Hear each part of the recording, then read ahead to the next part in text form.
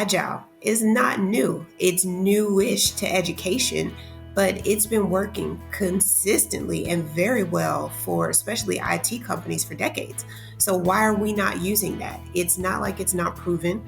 You've seen it. You've seen it in other countries. You've seen it in other industries. So why wouldn't we try it? And the thing is, like I said, up to a few months ago, I had no idea what Agile was. But if you jump in and do it and you learn it, you can do it on a small scale. Try it with one project. Try it with one idea. And then when you see the benefits of it, then you'll want more. That's what happened to me. And that's why I'm excited to share this with other educators to say, it doesn't have to be perfect. You don't have to know everything. And I think that's the beauty of having an agile mindset. It doesn't have to be perfect. You don't have to know the end. You have to know an idea of where you want to go, and then you're building it as you go, because that's how you're going to get the most value. That's how you're producing the most value, is that you're working along those steps to make sure that you're achieving the best goal that you possibly can. I think that's the idea. Don't be fearful. Go for it.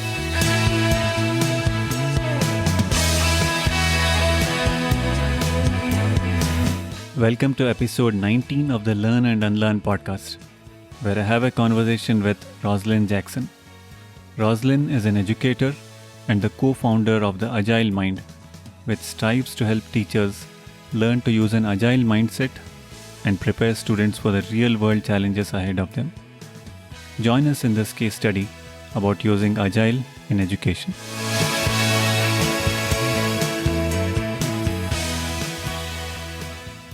Welcome, Roslynn. It's great to have you here. Thank you. Thank you for inviting me. To start with, can you please tell us about your journey behind teaching Agile in schools? Wow.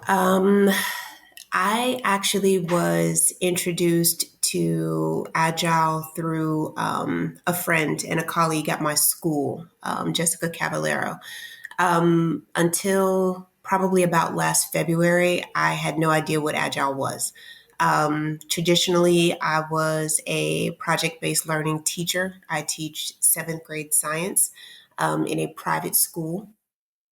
But I guess you would call me sort of like that progressive teacher. I don't really teach from the textbook.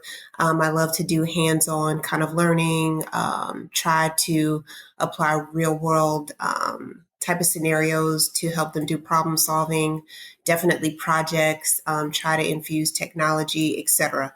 So doing something new that I had not known about was not out of my comfort zone. And I know how my partner Jessica is. She's the same way.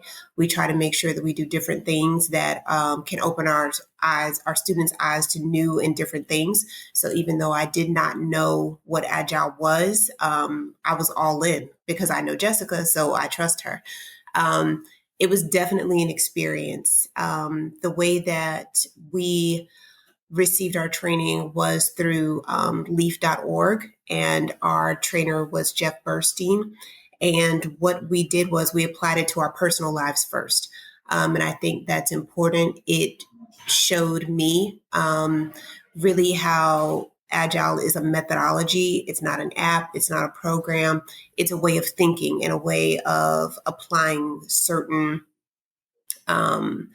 mental skills, almost like a muscle memory type of thing to your life, where you are identifying certain goals or objectives that you want to accomplish. You are making sure that you identify certain tasks that will help you achieve those goals. And it's in certain defined iterative steps. And so you go through a step, you see if you've achieved that goal. If you have not, you pivot. If you have, it's great. You celebrate, and then it's on to the next goal or achievement. So quite frankly, to be able to do that, there were some things that I was working on in my personal life that I had been working on for years. But within those few months, it put me on the right path and kept me focused enough that I was able to accomplish that. That was mind blowing to me. So when Jeff asked us, okay, great, now you have a handle on how to do this in your personal life. Let's try it with your kids in your classroom. I'm like, I'm all in. So it was exciting, but also kind of scary because, I mean, any teacher knows your students, they like routine. As a teacher, you like routine. And I tried it in the final quarter, the final 9 weeks of our school year, which is already just kind of controlled chaos where everybody is trying to make it through until the end. So to imagine trying something new at that time with students, uh, it's kind of crazy. Um, but it's also the perfect time to try something new because you have nothing to lose. So I went for it. Um, they they approached it the same way you would expect seventh grade students to approach it. They were like, okay, this is kind of cool because we used Kanban boards with Kanban zone.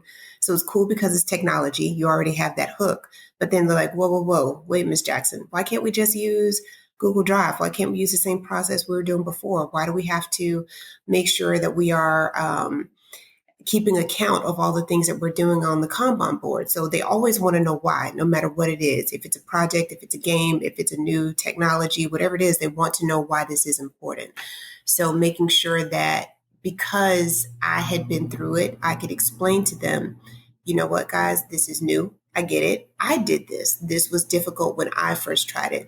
But the amount of work that you're going to be able to do, how you're going to be able to keep yourself on track, how you're going to be able to keep your partners on track, is going to be mind blowing for you. Just stay with me. I know you're going to hate me a little bit right now, but just stay with me. Let's work through the process, and then you'll be able to see the benefits of it. And that was how I was able to get them on board. And it was a good process. I think the results that we got were amazing. I guess that's my long and short intro into it. You brought up a very interesting point when you said that you tried it out yourself and then tried it out on your students.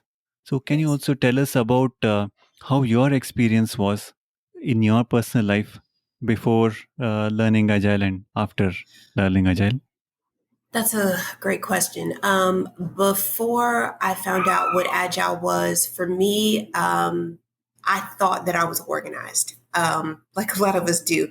You write reminders in your phone. I have a journal where I keep notes about to-do lists and things that I want to do. But if you're anything like me, you have notes all over the place. I have several journals. I have a basket full of journals, and you try to compartmentalize them. This is for school. This is for personal life. This is for dreams that I want with my family. This is just for my daughter. And then you realize where you wrote all the goals that you had. So everything is all over the place. So it's a lot of disjointed kind of goals. And where did I write that? And oh, I forgot. And then the immediacy of what comes in your face right then is what you're trying to do. So you're almost like that hamster on the wheel. You're chasing what you're trying to do. Putting things on the Kanban board and really identifying and prioritizing which things you want to do. That got me focused. So for my husband and I, a major goal that we have been working on for years was being debt free, financial freedom. So that was the main area that I focused on. Like, okay, we're going to try this. Jeff Bernstein is telling me this is going to work. We're going to see if it works. So the big one that we had, which would open up doors for a lot of other stuff that we wanted to do for us and our daughter, that's what we went for. And we were able to achieve it. After years of working on it, we're finally debt free. If that didn't convince me that this worked, nothing would. And that's how I knew I could do it with my students. That's wonderful to hear. Now, can you also tell us about how you implemented it in school? How I implemented it with my class was sort of step by step. Because it was the fourth quarter, I had a definite timeline. I had a definite hard out, obviously. So we did it the last 9 weeks of school. The students were used to project-based learning, like I said before. So it was never like where we had worksheets or a textbook to follow or anything like that, where it was lockstep, these things that we had to do. But so they were used to kind of me directing them like, hey, this is your overall project. This is where you're going to go. You have options about how you get there. The thing that was going to be different this time was I was directing them to use this tool. So to do that, I showed them the Kanban board on Kanban Zone. And the project overall was we were doing rocks and minerals as a unit. The overall assignment was they had to design an entire lesson about rocks and minerals to explain to their classmates. I teach on a block schedule, so I see each group every other day, and I see 3 groups a day, and I have a total of 6 classes. Within each class, they were divided into 6 groups, which were based on different topics that they chose that they wanted to teach. So when we're talking about rocks and minerals, it was topics like, okay, what is a rock? What is a mineral? How do rocks form? How do minerals form? How are rocks and minerals related? How are they used in the real world? And how do we know the substances are neither rocks or minerals? So simple stuff for them to do. But when you get into the details of those different topics, they're all related. In order to teach them, you have to know about rocks and minerals separately. You have to know their characteristics, about how they're made, where they're made, the processes that they have to go through. And again, for the last group that had to talk about what rocks and minerals aren't, how you can classify those non-examples, they have to build on what everyone else is teaching. So that's how I tried to build that up and show the interrelationships to make sure that all those groups had to converse, they had to communicate, they had to collaborate to make sure that as a class, as each group was teaching their lesson, we all got the entire picture of what rocks and minerals are, their different characteristics, how they are related to each other, and how we use them in the real world. The different layers of the project, they were required to make sure that they hit 4 main points. They had to make sure that they were able to do effective research. And then we talked about what effective research is, what sites are you using, how many sites you're using. Is it a .edu, a .gov? Is it someone's blog? Is it peer reviewed? Those types of things.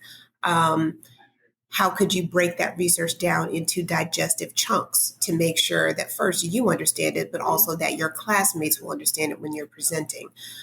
They had to make sure that they came up with a hands-on lesson that they would teach and lead and demonstrate to the class, but also that the students in class and at home could participate in, because we taught hybrid lessons all year. We had students that were at home and in class.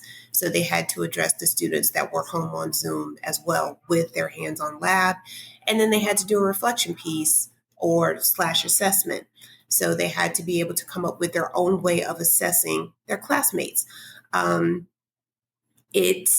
of them tried to do like a traditional pen and paper type of test, but how does that address the students at home? How are you going to transmit that to them?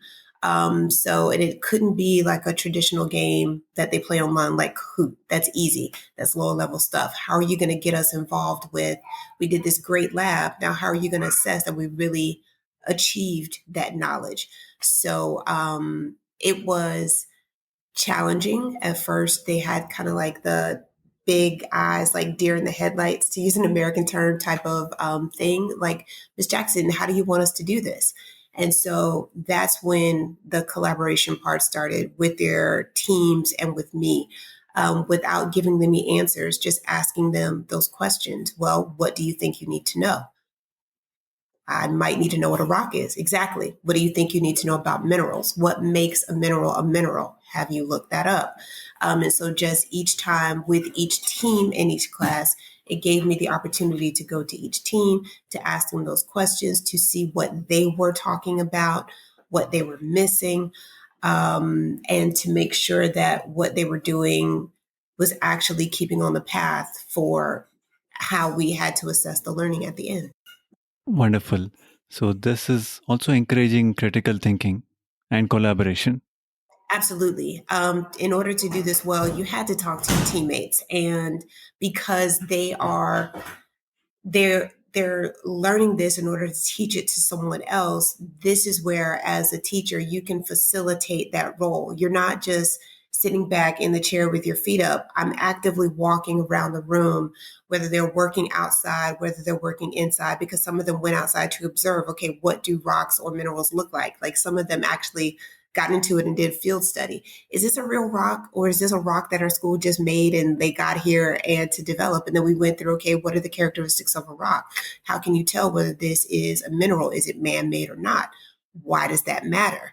How are rocks and minerals created? Those types of things. So those are the questions that they're asking as they're preparing to teach this to others. Because if you don't know those answers, then you can't teach it to someone else. Exactly. When did the students start seeing benefits, and what kind of benefits did they start seeing? I will tell you at the end, I had them do like a reflection. They had a reflection slash assessment piece that they had to include in their lesson. But overall, the final step for me was a reflection from the students. So I was able to see that initially most students, they hated it. They didn't like being forced into something new at the end of the year. They did not. So sort of like it was a jarring moment for me in my personal life. It's the same thing with your students. They're just small adults. That's it. But in the reflection, what I learned from each student, even the ones that, rebelled to the end and say, okay, I did this because you made me do it, because it was a part of my grade. But they all in the next statement said, this helped me collaborate with my team. This helped me stay on track with what I had to do. I was able to see that my partner had not done the part of the assignment that he was assigned to do. He hadn't done this part of the research for our lab. So because it was on the Kanban board, I was able to contact him and say, hey, Johnny, you need to make sure that you do this because we have our lab presentation. We need to make sure that we understand these parts of how igneous rocks are formed. So we need to make sure that we have this research. So all of them, even though it was new and different, they did understand the benefits. They did understand that it increased their ability to communicate. Even with the students that were online, especially if you're not in class, some of them said it's easier for me just to meet face to face, but because my partner was on Zoom, we were able to communicate effectively through the use of the Kanban board. It helped them when they learned the tools of the Kanban board, it helped them to be able to stick to certain timelines because they can identify that on the Kanban board. You can identify priorities on the Kanban board to see what tasks needed to happen first. And then they were able to see what activities or tasks they could move to quote unquote done. What things they could celebrate, what tasks were done, they could get off their plate. So it's almost like the virtual or visual equivalent of scratching that to-do task off the list. When you move it to done, you don't have to worry about it anymore. You can archive the tickets, take them off of your board. And now it's like, okay, we did this. Now let's accomplish the next one. And so that's what I learned from the reflections. It took them about a week or so to get into it, to get into the groove, to remember, oh, we have to move these cards as we are progressing through the tasks that we need for the project, but also to remember, okay, we identified these tasks, but as we are doing more research and we are getting more into the project, these other tasks are popping up. It's not just these ones that we identified at the beginning. We need to add more things to make sure that we complete what we're doing to the overall objective that Ms. Jackson has for us. So it was definitely an iterative process as it's supposed to be. Wonderful. How do you see the future of education with Agile in place? Um, Honestly, I think it's what we as teachers make it. Going through this last year and a half with the pandemic, we know that there's definitely been like a paradigm shift in education, but also in our personal lives. I think if we take this as an opportunity to see what can be done, to use agile skills and methodologies as a tool to make sure that we are preparing our kids for a future that we now see is uncertain, and you can use a tool that can help us take advantage of that. Help us take advantage of new opportunities, help us take advantage of how we have to, as we saw what we had to do in a COVID year as adults, is we had to problem solve. If you couldn't go out because of safety reasons, what could you do? We saw how restaurants and stores shifted to make sure that our society was still moving, even if it was at a different pace, even if it was in a way that we'd never expected. Businesses did the same thing. So I think that, and that's actually a good example of for the students, because businesses use this model. And so when they go out into the future and into the real world, we are preparing them for what you're going to do when you get out of the education system anyway. And I think businesses using this helped us stay open as much as we could, while remaining as safe as we could.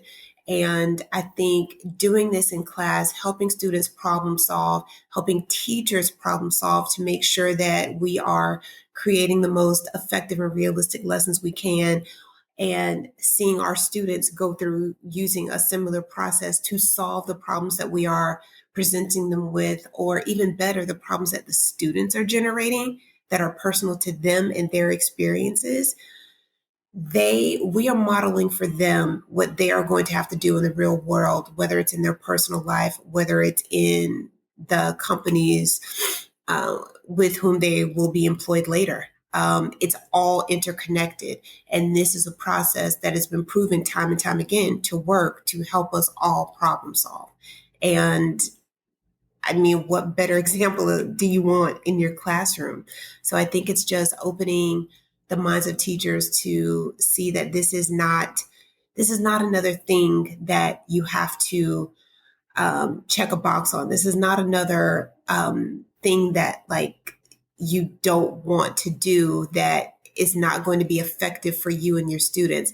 This is something where it gives your students student agency, where they are in control and empowered by their own learning, where they understand why it is important to them. It's not like calculus. How am I going to use the Pythagorean theorem if I want to be a marine biologist? They're going to have to use these problem solving skills that require them, if something doesn't work, to be able to pivot and change and find how you're going to solve this problem. They're going to have to use that, whether they're using Scrum, whether they're using a Kanban board, whatever technology or method they're using. An agile methodology creates that muscle memory in their head where they're going to be able to go through these skills and problem solve and be productive members of society. And as a teacher, that's what you want them to do. It's not just about your curriculum. It's about the skills that can transfer and translate anywhere. And this is a great skill that teachers can acquire to pass on to our students to help them do that. Amazing. As you rightly said, this learning will help them throughout their lives, irrespective of Exactly. their profession or business, or we never know what is going to come in the future. I mean, the jobs that exist now may not exist in the future, but Exactly. yeah, but this will help them in any profession or any business. Exactly. And this teaches them, like, I think about personally, my sister was a person who she lost her job during the pandemic, but because she was able to problem solve and she was able to pivot and do those things, it took her a while. She didn't use agile methodologies, but my sister is a person who grinds, and she knew that she had to take care of herself and her son. But these things, imagine if in middle school, or in elementary school, if she had been taught these methodologies, she had been taught, okay, I have this objective. How do I do these things step by step to make sure that I'm going through these processes? I can do this. I have a plan ahead of time of how I can make sure that I'm meeting these objectives. I think having that agile methodology and that mental muscle memory again to be like, okay, this is my situation. I didn't control it, but I can not control, because I believe control is an illusion, but I can work through the problem that I am given to find the solution. Okay. And the goal is not to try to find that fixed solution. This is what I want. This is what I have. How do I find the solution that works for my objective? Okay. And the point I think of Agile is sometimes in the midst of your journey, the solution changes because you have this idea, but then through your agile journey and as certain experiments work or they don't, you find something that's infinitely better because you were able to say, oh, wow, this is the plan that I had, but this plan is so much better because of the experience that you had along the way. I think that's the power of opening that up and seeing I can move through this, not with just my plan A, but all of these options are available because I have this skill. That's what you want to teach your students. That's what we want to open up to other educators to see just the possibilities. It was amazing. Absolutely. In fact, it surprises me to see the low level of adoption of Agile. I sometimes I think it's fear. It's fear of the unknown. It's the same way, like I think how long it's taken project-based learning to get like the following that it has now. Project-based learning isn't new. The benefits of it aren't new.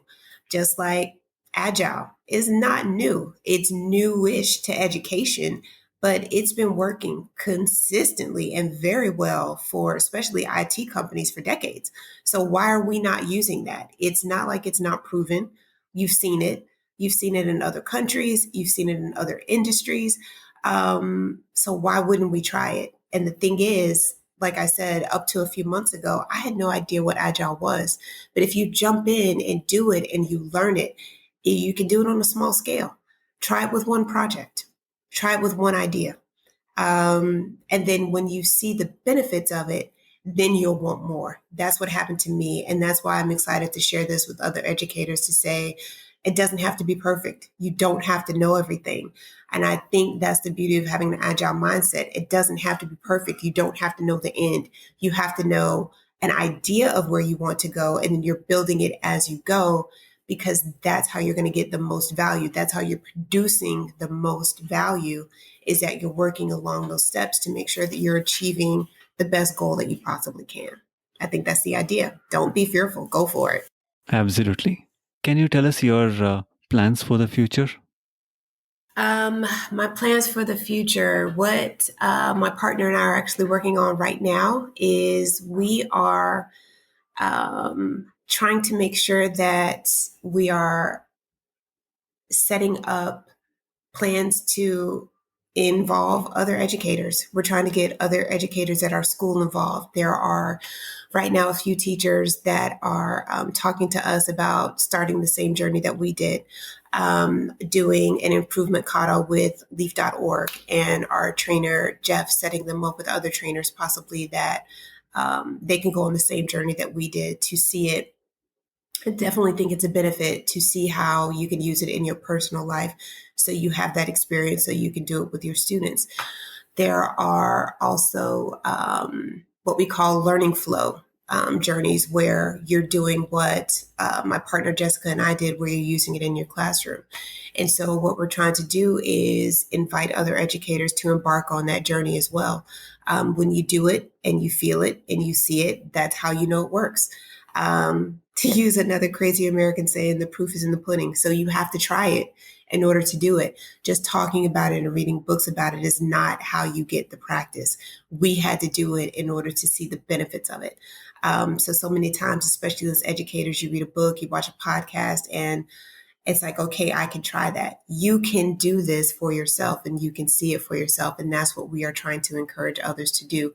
So I encourage anybody who's listening to this, reach out, contact us, talk to us, and we can tell you that no, not everything is sunshine and rainbows, but neither is life. That's the point. This is the thing that helps you get better with pivoting and making sure that, okay, this thing happened, but that doesn't distract you from reaching your ultimate goal. The other thing that we're doing is we're planning for the next year. We're planning, for me, I didn't do this until the end of the academic year last year. So I'm using this time on summer break to make sure that I am planning those units and those lessons where I can expose my students to this opportunity to use this program to solve real world problems. That's it. So just making sure that I can do this at a higher level with my students the following year, and making sure I have opportunities to invite other educators into my classroom to make sure that they can see how it's done step by step and we can get them on their journey as well. Wonderful. Thanks a lot, Roslyn, for this amazing conversation. Thank you for having me. I appreciate it.